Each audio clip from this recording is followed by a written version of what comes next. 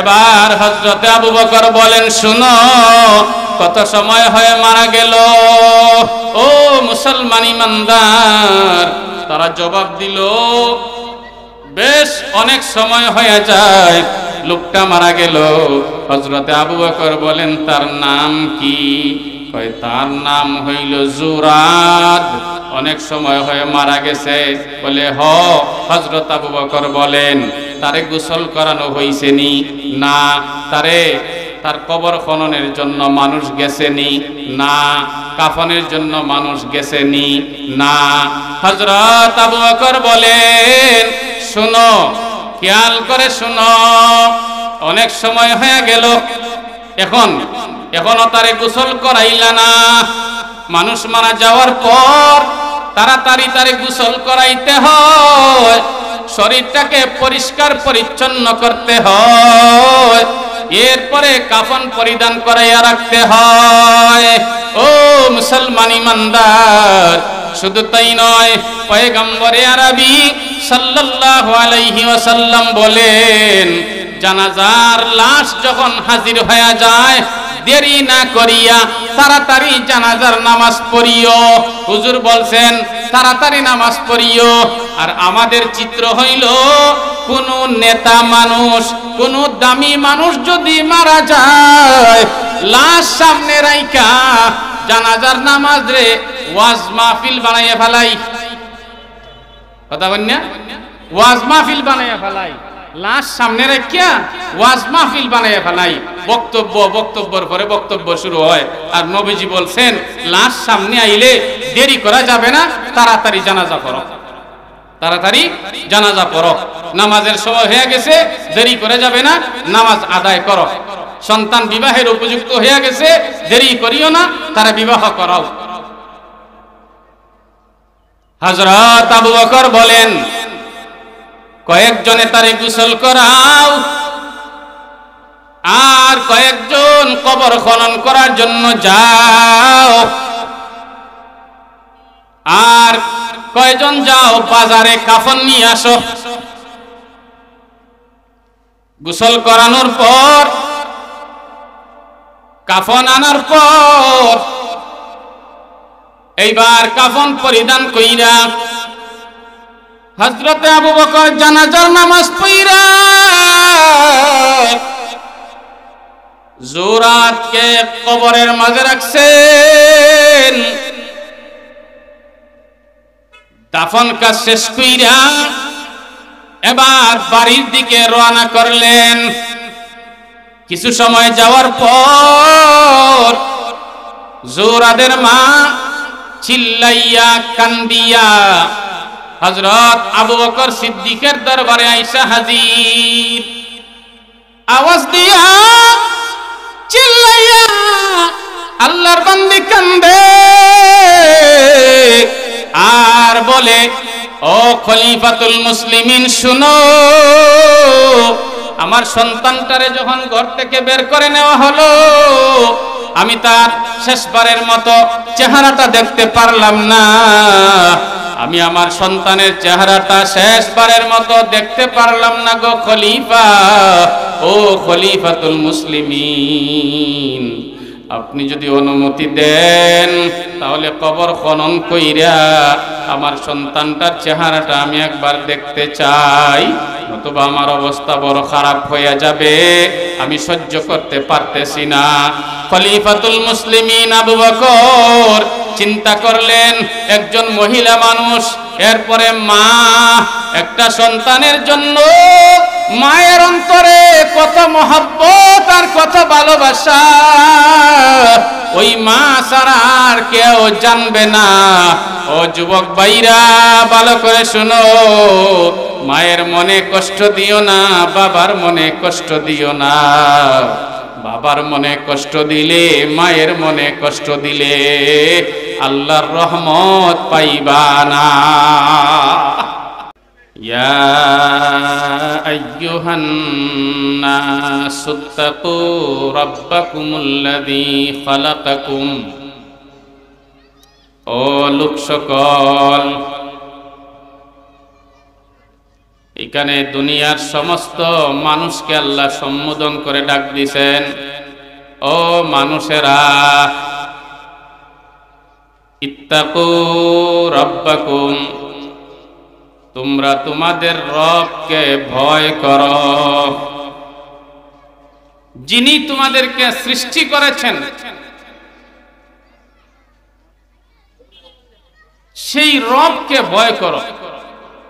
আল্লাযী খালাকাকুম মিন নাফসিন ওয়াহিদা, একটা আত্মা থেকে, একটা নফস থেকে আল্লাহ এই দুনিয়াতে অসংখ্য নারী আর পুরুষ বানাইছে।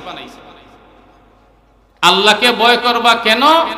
আল্লাহকে ভয় করার মানে হলো কবরের আযাবকে ভয় করো, জাহান্নামের আগুনকে ভয় করো।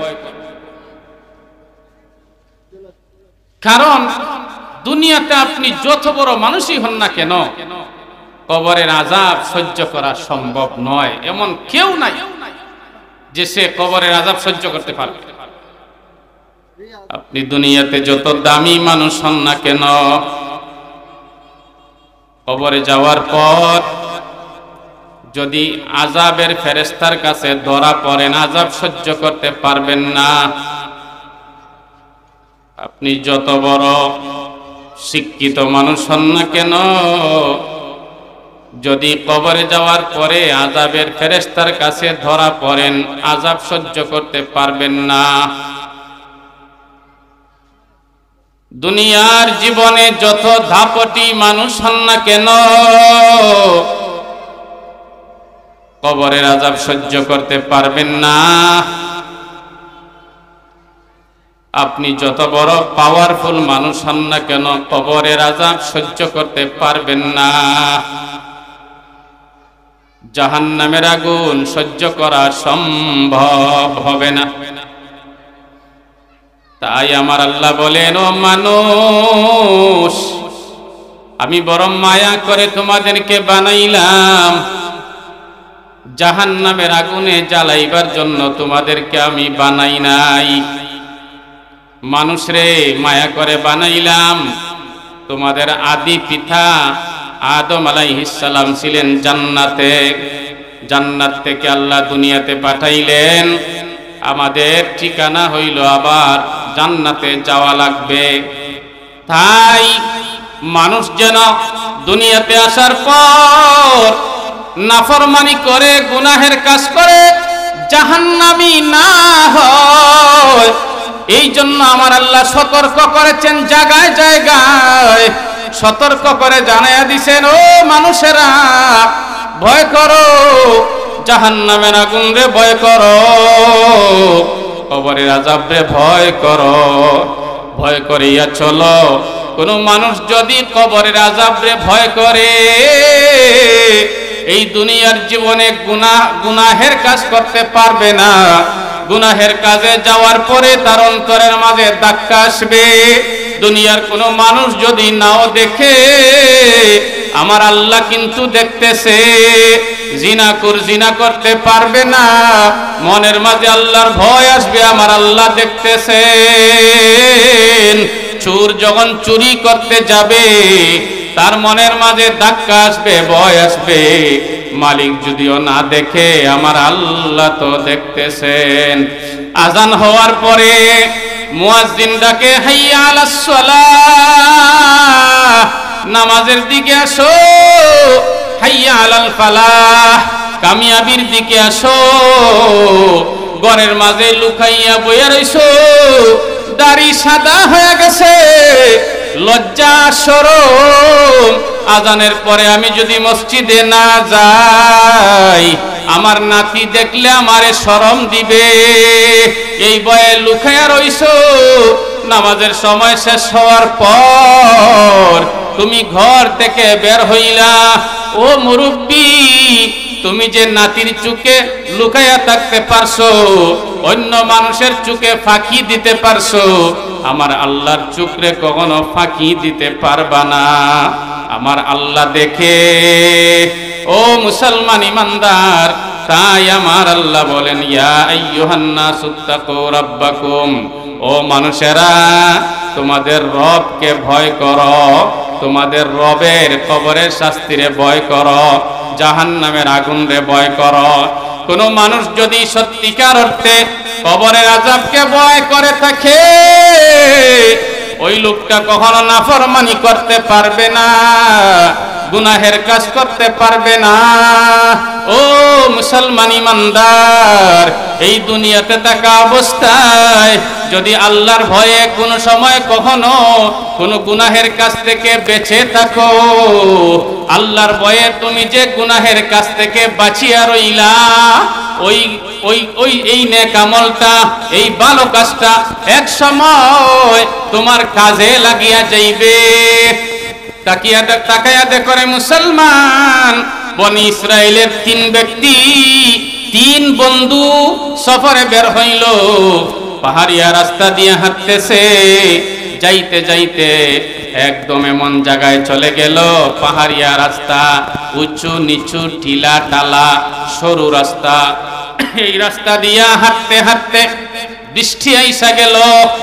বন্ধু 3 জনে পরামর্শ করে, চিন্তা করে কি করব, এখন আশ্রয় নেওয়া লাগবে কোথায়।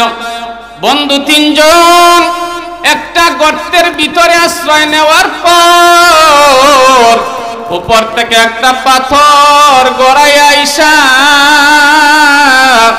গর্তের মুখটা বন্ধ করে দিছে। ও মুসলমান ইমানদার, বের হওয়ার সময় যখন হইল, বন্ধু 3 জন মিলিয়া পাথরের মাঝে ধাক্কা দেয়, পাথর তো সরে না। ও মুসলমান ইমানদার, বন্ধু 3 জন কিং কর্তব্য বিমূঢ় হয়ে গেল, টেনশনের মাঝে পড়ে গেছে। একজন আরেকজনকে বলে, ও দোস্ত, কেমনে বের হব, পরামর্শ দেও। মাথার মাঝে আসলো, একজনে বলে, ভাই, আমার জীবনে যদি কোনো ভালো কাজ করে থাকি, তাহলে ওই কাজটারে উসিলা বানাইয়া আল্লাহর দরবারে দোয়া করব। এবার দুয়ার মাধ্যমে আল্লাহ বিপদ থেকে মুক্তি দিবে। ও মুসলমান ইমানদার, যেইভাবে পরামর্শ করলো এইভাবে কাজ শুরু হয়ে গেল। একজন বন্ধু বলতেছে, শুনো, আমার জীবনেও একটা ভালো কাজ আছে। বলে, কি কাজ? লোকটা বলে, আমার মা ছিলেন মুরব্বী, আমি আমার মায়ের খেদমত করতাম, আমার মায়ের সেবা যত্ন করতাম, মাকে আমি কখনো কষ্ট দিতাম না। আল্লাহর জন্য, আমি আল্লাহর জন্যই মায়ের সেবা করেছি। তাহলে এবার বন্ধু 2 জনে বলে, এই কাজটা যদি আল্লাহর জন্যই করে থাকো, তাহলে এই কাজ রে উসিলা বানাইয়া আল্লাহর দরবারে মুনাজাত করো। আল্লাহর বান্দা হাত তুলিয়া বলতেছে, ও মালিক, তুমি তো জানো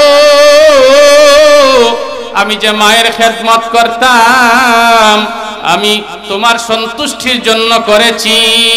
আল্লাহ গো, আমার এই কাজ যদি তোমার দরবারে মঞ্জুর হয়ে থাকে, তাহলে তুমি আজকে আমার এই কাজটারে উসিলা বানাইয়া কবুল কইরা এই মুসিবতে সাহায্য করো, গর্তের মুখ থেকে পাথর সরাইয়া দেন। আমার আল্লাহর দরবারে মুনাজাত মঞ্জুর হয়ে গেল। 3 ভাগের 1 ভাগ পাথর সরিয়া গেল। সুবহানাল্লাহ। আরেকজনে বলে, এবার তোমার আসেনি কোনো ভালো কাজ? কয়, হ, আমারও একটা আছে। তাহলে কাজটা সামনে নিয়ে দোয়া করো। আল্লাহর বান্দা হাত তুলি আল্লাহর দরবারে বলে, ও মালিক, তুমি তো দেখছো আমার বাড়িতে একটা লোক কাজ করত, রোজের কামলা। একদিন সে সারা দিন কাজ না করিয়া কিছু সময় কাজ কইরা বাড়িতে চলে আইলো। আমি তারে সমস্ত দিনের টাকা দিলাম না, যতটুকুন কাজ করেছে সেই পরিমাণে টাকা তারে দিতে চাইলাম, লোকটা নিল না, রাগ কইরা চইলা গেল। এইবার আমি তার ওই টাকাটা রাখলাম, রাখিয়া টাকা আমি বাড়াইলাম, বাড়াইতে বাড়াইতে অনেক টাকা হয়ে গেল। ওই টাকা দিয়ে আমি তার জন্য গরু কিনলাম, গরু বেশ কয়েকটা হয়ে গেল। বেশ কয়েক বছর যাওয়ার পর হঠাৎ করে একদিন আমার সাথে দেখা, ও মালিক, আমি তারে পাওয়ার পর তার পাওনা আমি ফিরাইয়া দিলাম, তুমি তো দেখছো। আল্লাহ গো, আমার এই কাজ যদি আল্লাহর জন্য হয়ে থাকে, তোমার জন্য যদি হয়ে থাকে, তাহলে উসিলা বানাইয়া গর্তের মুখ থেকে পাথর কিছু সরাইয়া দেন। আমার আল্লাহর দরবারে মুনাজাত মঞ্জুর হয়ে গেল। পাথর আরো 3 ভাগের 1 ভাগ সরিয়া গেল। জোরে বলুন সুবহানাল্লাহ। এখন হইল 3 নম্বর জন। তারা দুইজনে কয়, তোমার আছে কি একটু বলো দেখি, তোমার কি আছে? ভাই আমার জীবনে একটা ভালো কাজ আছে। কি কাজ? কাজটা হইল, আমার চাচাতো বোন একদিন কিছু টাকার জন্য আটকিয়া গেছে। আমার কাছে আইয়া বললো, ভাই বড় বিপদে পড়ছি, আমারে কিছু টাকা দেও, খরচ কিছু টাকা দেও। তা আমি তারে বললাম টাকা দিতে পারি, তবে একটা শর্ত আছে। সেই শর্তটা হইল, তুমি টাকার বিনিময়ে আমারে একান্ত সময় দিবা, নতুবা আমি তোমারে টাকা দিতাম না। নাউজুবিল্লাহ। আল্লাহর বান্দি গরিব মানুষ বিপদে পড়ছে, এই শর্ত মানিয়াই টাকা নিছে। কথা অনুযায়ী আল্লাহর বান্দি তার ভাইয়ের সাথে দেখা করেছে। যখন যুবক বোনের দিকে হাত বাড়াবে, আল্লাহর বান্দি জোরে আওয়াজ দিল, চিৎকার দিল, ও ভাইরে, খবরদার আমার সতীত্ব নষ্ট কইরো না। জীবনে কোন পরপুরুষ আমার গায়ে পর্যন্ত হাত দেয় নাই। ও ভাই, তুমি যদি অন্যায় ভাবে আমার উপরে হাত বাড়াও, আল্লাহর আদালতে যাইয়া কি জবাব দিবা? এবার যুবক বলে, আমার বোন যখন এইভাবে বলল, আমার অন্তরটা কাঁপিয়া উঠল। তখন আমি আর আমার বোনের সাথে খারাপ কাজ করলাম না, আমি ক্ষান্ত হইয়া গেলাম। এই কাজটা আছে। এইবার যুবক হাত তুলিয়া বলতেছে, আল্লাহ গো, তুমি তো দেখছো ওই দিনের কাজটা, আমার বোনের গায়ে আমি হাত দিতে পারতাম, কিন্তু আমি তার গায়ের মাঝে অন্যায় ভাবে হাত দেই নাই। কারণ হলো, দুনিয়ার কোনো মানুষ যদি নাও দেখে থাকে, তাহলে আপনি তো দেখবেন। আল্লাহ তোমার ভয়ে, জাহান্নামের আগুনের ভয়ে আমি ফিরিয়ে আসলাম। আল্লাহ ওই কাজটা যদি তোমার দরবারে মঞ্জুর হইয়া থাকে, তাহলে একে উসিলা বানাইয়া এই মুসিবতের সময় সাহায্য করেন, মুসিবতের সময় আমার এই নেক আমলটা কাজে লাগান। দোয়া আল্লাহর দরবারে মঞ্জুর হয়ে গেল। বাকি 1 ভাগ পাথর গর্তের মুখ থেকে সরিয়া গেল। সুবহানাল্লাহ। তাহলে এর থেকে আমরা বুঝলাম, কোন মানুষ যদি আল্লাহর ভয়ে, জাহান্নামের ভয়ে, এরপরে কবরের আযাবের ভয়ে কেউ যদি গুনাহ থেকে বাঁচিয়া থাকে, তাহলে এইটা তার দুনিয়াতেও কাজে লাগে, কবরে গেলেও কাজে লাগে। যতদিন পর্যন্ত একটা মানুষের অন্তরের মাঝে আল্লাহর ভয় তৈরি না হবে, ততদিন পর্যন্ত বান্দা গুনাহ থেকে বাঁচতে পারবে না। ও মুসলমান ইমানদার, ইসলামের প্রথম খলিফা হযরতে আবু বকর সিদ্দিক রাদিয়াল্লাহু আনহু ইসলামের প্রথম খলিফা হইয়া চক্ষুটা বড় হয় নাই। এবার আগে যেমন ছিলেন এখনো তেমন আছেন। আমাদের সমাজের মাঝে এমন কিছু নেতা আছে, নির্বাচনের আগে সব মানুষের সাথে মিলে মিশে চলে, সব মানুষের সাথে কথা বলে, সব মানুষকেই সময় দেয়, সব মানুষের সাথে সালাম আদান প্রদান করে। নির্বাচনে পাস করার পর চক্ষু বড় হয়ে যায় আর জনগণের খবর নেয় না। এই জাতের দ্বিমুখী চরিত্রের অধিকারী আছে আমাদের সমাজের অনেক নেতা। ও মুসলমান ইমানদার, কিন্তু খলিফাতুল মুসলিমিন আমিরুল মুমিনিন হযরতে আবু বকর সিদ্দিক রাদিয়াল্লাহু আনহু খলিফা নির্বাচিত হওয়ার পরেও নিজের চক্ষু বড় হয় নাই, মনের মাঝে অহংকার আসে নাই, বরং আগে যেমন ছিলেন এখন দায়িত্ব পাওয়ার পর আরো দায়িত্ববোধ বাড়িয়ে গেছে। রাত্রিবেলা ঘুম হয় না, গভীর রাত্রে হাঁটিয়া হাঁটিয়া মানুষের খবর রাখে। মনের মাঝে ভয় আইছে, হায় হায় আমি হইলাম এখন খলিফা, আর আমি যদি এইভাবে আরাম কইরা ঘুমাইয়া থাকি তাহলে তো অবস্থা খারাপ। একজন নাগরিক, একজন জনগণ যদি কষ্ট পায় আর হাসরের ময়দানে যদি আমার উপরে আল্লাহর আদালতে মামলা দায়ের করে, কি জবাব দিব? ও মুসলমান ইমানদার, একদিনের ঘটনা তাকায়া দেখো। গভীর রাত্রে হযরতে আবু বকর না ঘুমাইয়া হাঁটতে শুরু করলেন। মানুষের খবর নিবেন, কে কোন অবস্থায় আছে, কষ্টে আছে নাকি সুখে আছে। একা একই হাঁটতেছেন, যাইতে যাইতে অনেক দূরে চলে গেছেন। হঠাৎ করে কানের মাঝে আওয়াজ আসলো, একটা বাড়ি থেকে কান্নার আওয়াজ শোনা যায়। টেনশনে পড়ে গেলেন। গভীর রাত্রে মানুষগুলি ঘুমে, আর ওই বাড়ির মানুষগুলি না ঘুমাইয়া কান্নাকাটি করে কেন? আমার খবর নেওয়া দরকার। ও মুসলমান ইমানদার, হযরতে আবু বকর এইবার বাড়ির ভিতরে ঢুকলেন।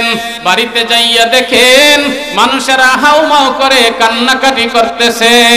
বাড়ির মানুষগুলি রে হযরতে আবু বকর জিজ্ঞেস করতেছে, রে লোক সকল শুনো, মানুষগুলি কেন কান্নাকাটি করে?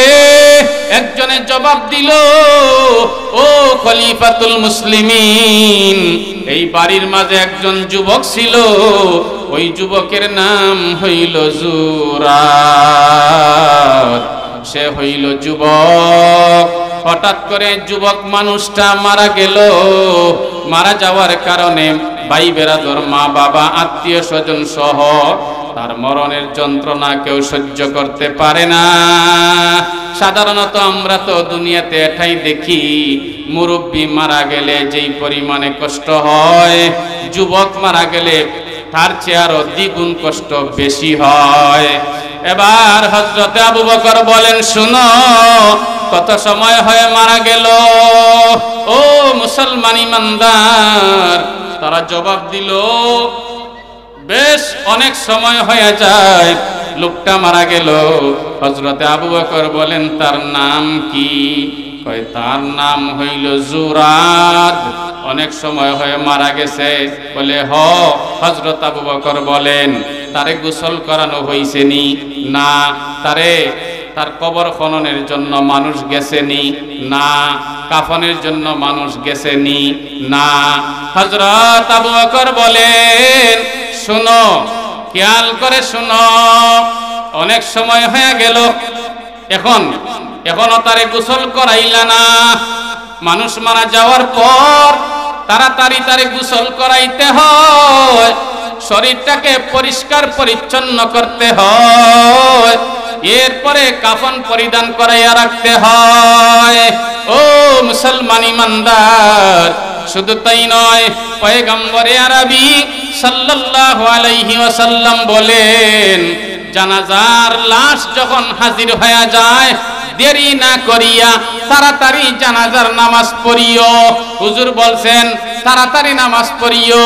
আর আমাদের চিত্র হইল, কোন নেতা মানুষ, কোন দামি মানুষ যদি মারা যায়, লাশ সামনে রাইখা জানাজার নামাজ রে ওয়াজ মাহফিল বানাইয়া ফেলাই।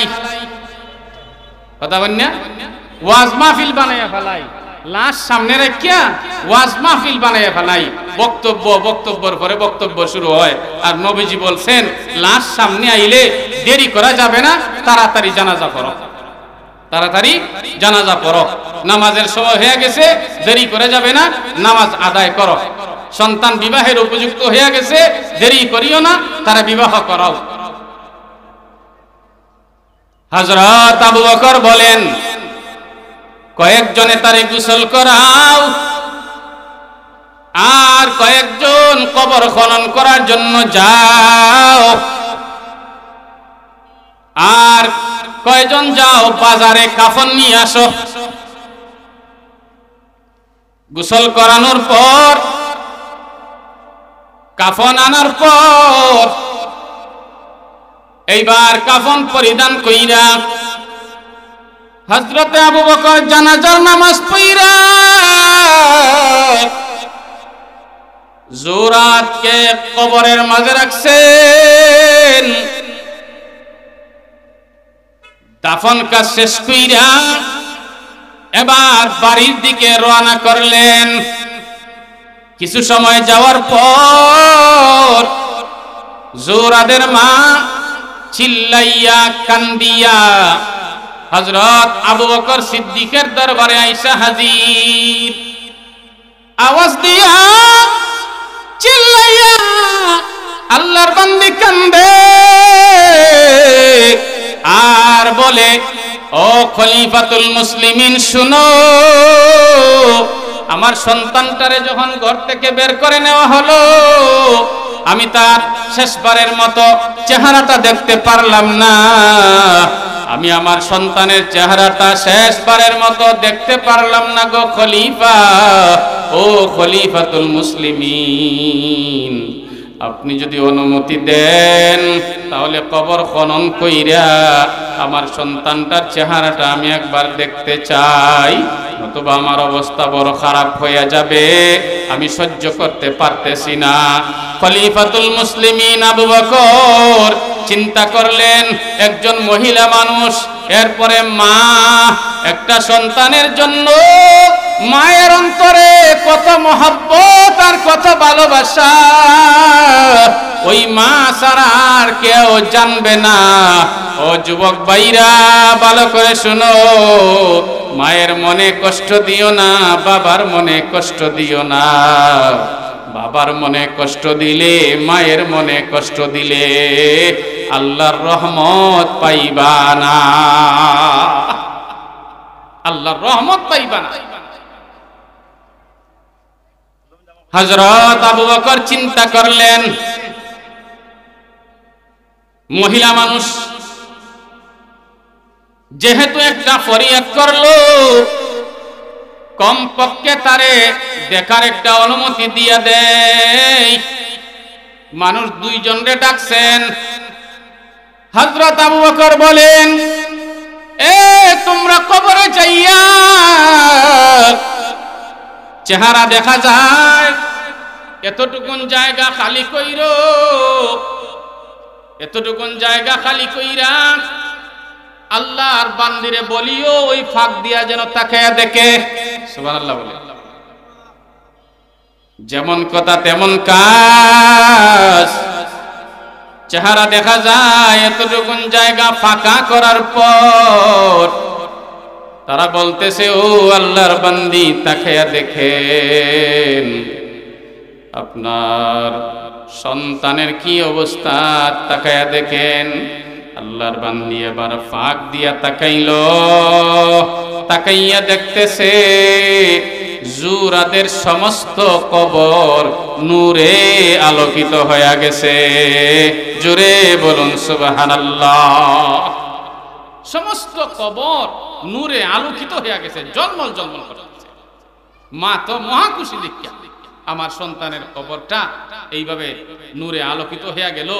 খুশি মনে দৌড়াইয়া হযরত আবু বকরের কাছে আয়েশা বলতেছেন, খলিফাতুল মুসলিমিন আবু বকর, আমি যে অবস্থা দেখলাম আমার সন্তানের, আপনিও গিয়া দেখেন আমার সন্তানের কবরটা তো নূরে জলমল জলমল করতেছে। সুবহানাল্লাহ। হযরত আবু বকর দেখার জন্য তিনি নিজেও গেলেন। ওই ফাঁক দিয়া তাকাইয়া দেখতেছেন জুরাদের সমস্ত কবর নূরে আলোকিত হয়ে গেছে। এবার হুকুম দিলেন, কবর বন্ধ করো।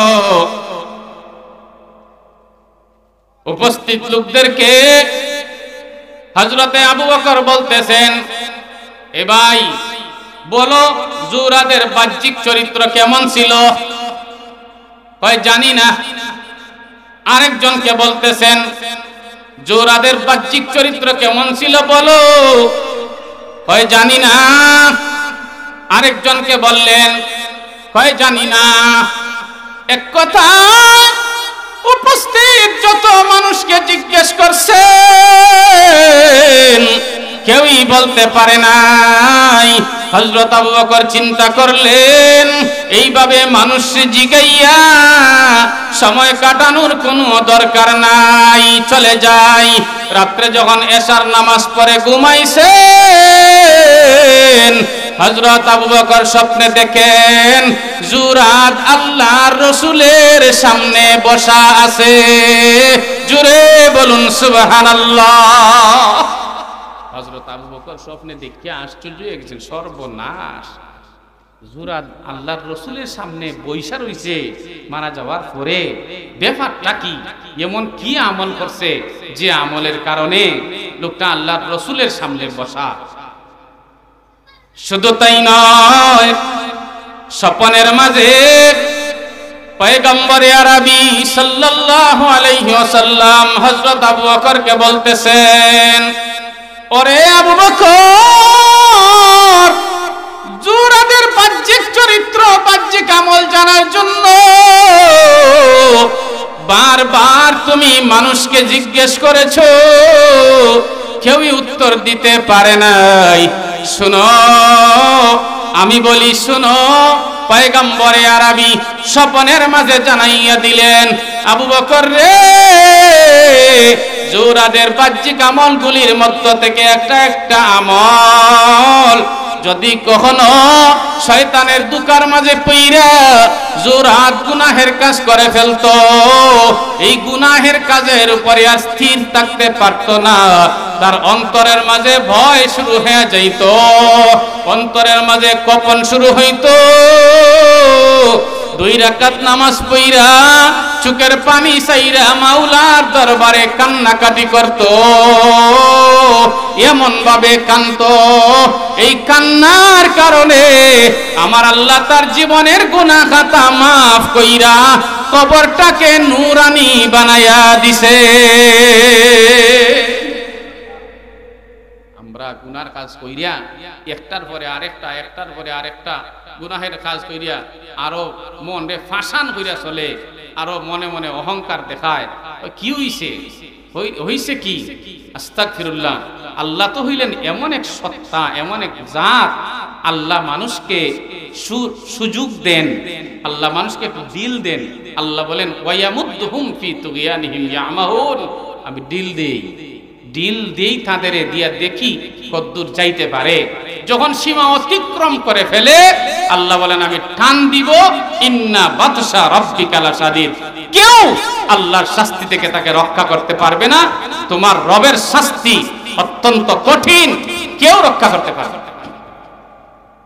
এই জন্য দুনিয়াতে যতদিন থাকার সুযোগ পাইব ততদিন আল্লাহর ভয় অন্তরে ঢুকাইয়া বেশি করে নেক আমল করার চেষ্টা করি।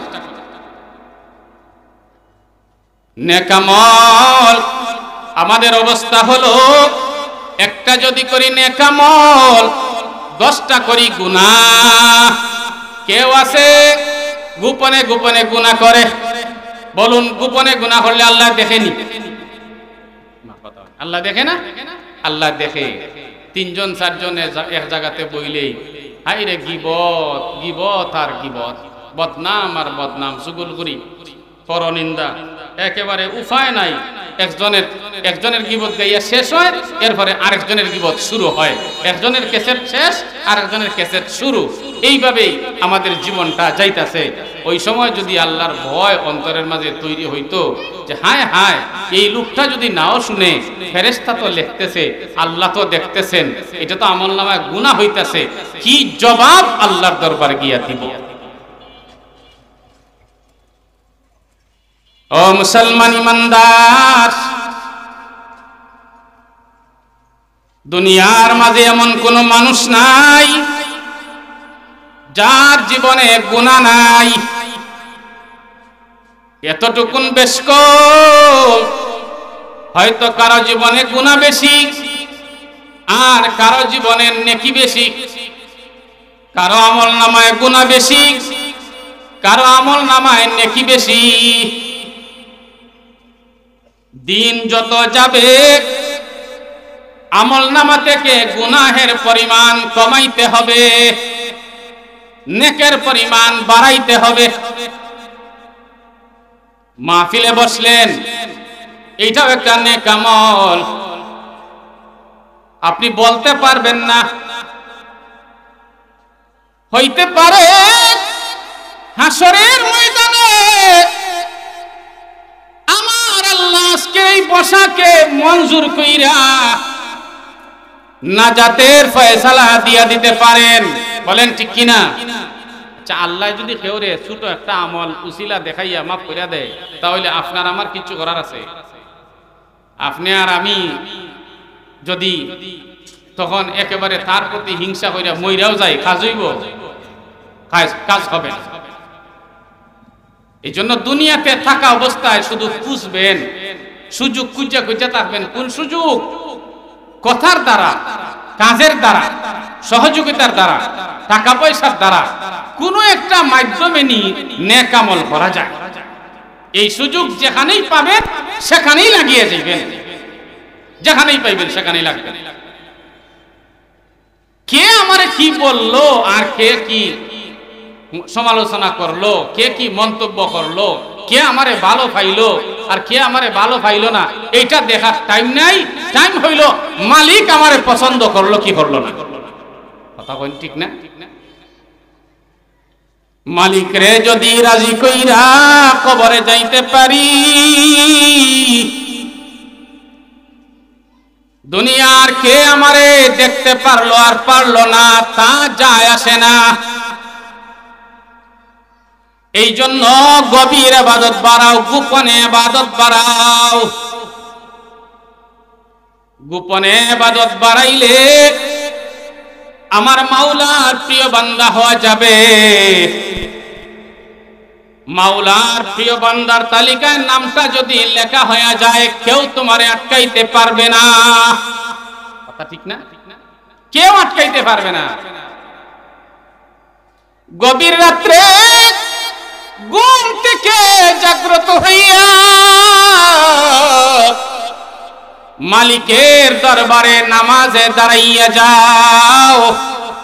পয়গম্বরে আরবি সাল্লাল্লাহু আলাইহি ওয়াসাল্লাম বলেন, ইউহশারুন নাসু ফি সাঈদিন ওয়াহিদিন ইয়াউমাল কিয়ামাহ ফায়ুনাদি মুনাদিন ফায়াকুলু আইনাল লাযীনা কানাত তাতাজাফা জুনুবুহুম আনিল মাদাজি'i ফায়াকুমুনা ওয়া হুম কালিল ইয়াদখুলুনাল জান্নাতা বিগাইরি হিসাব সুম্মা ইউমারু বিসাইরিন নাস ইলাল হিসাব। পয়গম্বরে আরবি সাল্লাল্লাহু আলাইহি ওয়াসাল্লাম বলেন, কিয়ামতের দিন হাসরের ময়দানে মানুষগুলি একত্রিত হবে। ওই সময় একজন ফেরেশতা আওয়াজ দিবে, তারা কোথায়? যারা গভীর রাত্রে ঘুম থেকে জাগ্রত হইয়া আরামের বিছানারকে হারাম কইরা মালিকের দরবারে ইবাদত বন্দেগিতে দাঁড়ায়া গেল। ফেরেশতা ওই আওয়াজ দেওয়ার পর অল্প সংখ্যক মানুষ দণ্ডায়মান হবে, অল্প সংখ্যক মানুষ দাঁড়াবে। আমার আল্লাহ বলবেন, ইয়াদখুলুনাল জান্নাতা বিগাইরি হিসাব, তারা বিনা হিসাবে জান্নাতে চলে যাবে। জোরে বলুন সুবহানাল্লাহ। গভীর রাতের ইবাদতের দাম কত দেখছেন? শুধু তাই নয়, তাকে দেখো, কোন বান্দা যদি গোপনে ইবাদত করে, ওই বান্দার ব্যাপারে আমার আল্লাহ আসমানের মাঝে ফেরেশতাদেরকে নিয়ে মিটিং কইরা জানাইয়া দেন, ও আমার ফেরেশতা শুনো, অমুক বান্দারে আমি আল্লাহ মহব্বত করি, অমুকরে আমি মায়া করি, আমার মায়ার বান্দার তালিকার মাঝে তার নামটা লিখিয়া নিলাম, আমি তারে ভালোবাসি। ও ফেরেশতারা যাও, তামাম দুনিয়ার আনাচে কানাচে যাও, আর মানুষের অন্তরের মাঝে পৌঁছাইয়া দাও, আমি তারে ভালোবাসি, আমার বান্দারাও যেন তারে ভালোবাসে। জোরে বলুন সুবহানাল্লাহ। নেক আমলের দ্বারা আল্লাহর মাহবুব বান্দা হওয়া যায়, নেক আমলের দ্বারা আল্লাহর প্রিয় বান্দা হওয়া যায়। আর নেক আমল তখনই সম্ভব হয় যখন জাহান্নামের আগুনের ভয় অন্তরে তৈরি হয়, দুজখের ভয়, কবরের শাস্তির ভয় অন্তরে যদি তৈরি হয়, তখন এই নেক আমলের দ্বারা আল্লাহর প্রিয় বান্দা হওয়া যায়। আর যতক্ষণ পর্যন্ত আল্লাহর ভয় অন্তরে তৈরি না হবে, ততক্ষণ পর্যন্ত নেক আমল ইখলাসের সাথে করা সম্ভব হবে না। আর মাত্র কয়েক মিনিট আছে, আপনারা যারা এখানে আছেন আপনারা জানেন, আপনাদের জানা আছে, আমি আপনাদেরকে বলতে চাই, আমার এত সময়ের কথা যদি আপনারা বুঝা থাকেন, তাহলে আমরা যে সুযোগটাই দুনিয়াতে পাই, যে কয়দিনই পাই, আমাদের নেক আমল করার দরকার আসেনি? যারা আছেন একটু আওয়াজ দিন, আসেনি? নেক আমলের অনেক ধরন আছে। কিছু নেক আমল আছে শারীরিক, কিছু নেক আমল আছে সম্পদ দ্বারা, মালি আর বদনী, অর্থাৎ শারীরিক কিছু ইবাদত আছে, আর টাকা পয়সার দ্বারা কিছু ইবাদত আছে। এই কয়েক মিনিট সময়ের মধ্যে আমি বরকতান শুরু করি। আপনারা সবাই জানেন এবং দেখছেন, আমাদের এই যে ওযুখানার কাজ শুরু হয়েছে, ওযুখানা যদি কমপ্লিট হয়, সুন্দর করে টেপ টুপ যা আছে সব যদি লাগানো হয়, মুসল্লিরা যদি এখানে ওযু করে নামাজ পড়ে, নেকি হইব নি না হইতো না? কোন দিকে হইব নি না হইতো না? নেকি হইব। এটা কি জাত নেকি? এটা হইল সদকায়ে জারিয়া, এটা হলো সদকায়ে জারিয়া। এই নেকিটা চলমান থাকবে, জারি থাকবে, এটা কখনো বন্ধ হবে না, সদকায়ে জারিয়া হিসাবে। এখন ওয়াদা করেন আল্লাহর জন্য